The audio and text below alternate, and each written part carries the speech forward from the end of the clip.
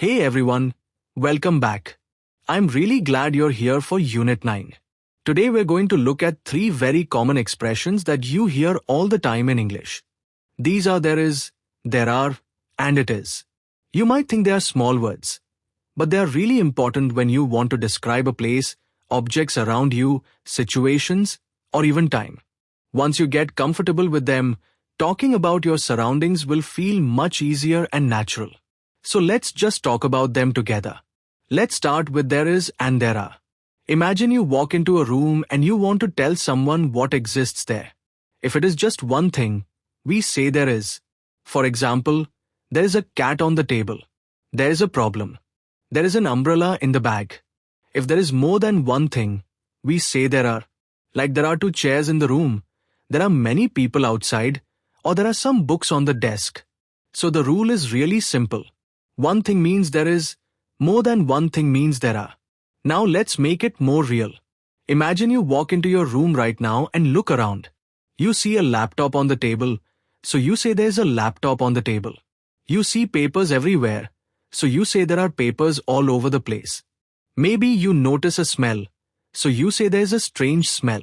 Or you see kids playing outside, so you say there are kids playing outside.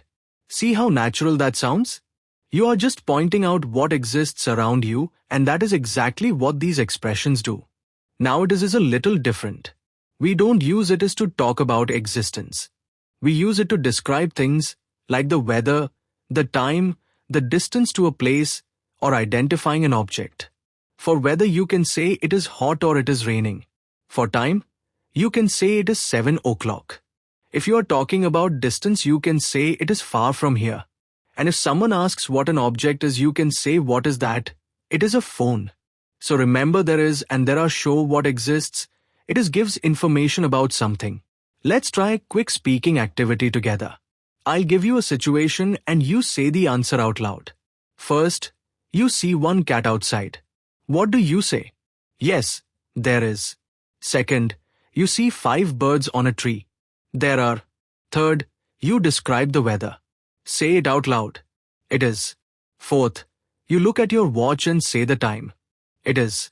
And fifth, you show someone your phone. Say it. It is. Good. Keep speaking because this is how your mouth and brain start remembering these patterns. Now let's make it personal. Describe your room right now using all 3 expressions. For example, you might say there is a bed in the corner. There are clothes on the chair. It is messy today. Try saying at least 3 sentences.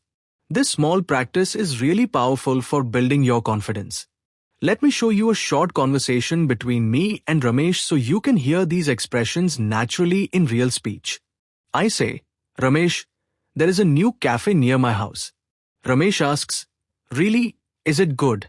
I say yes, there are many types of coffee there. Ramesh says, nice. What about the place? Is it big? I say, yes, it is quite big and there are comfortable chairs too. Ramesh says, sounds great. Is it expensive? I say, no, it is not. There are cheap snacks as well. Ramesh says, then let's go. It is a nice place to relax. Did you notice how we moved smoothly between there is, there are, and it is? That is exactly how real conversations sound. Simple, clear, and easy to understand. So to sum it up, remember that there is for one thing, there are is for many things, and it is for describing weather, time, objects, or situations. These expressions are everywhere in English. The more you practice speaking them while describing your surroundings, the more natural they will feel. Great job today. Keep practicing, and I'll see you in the next unit.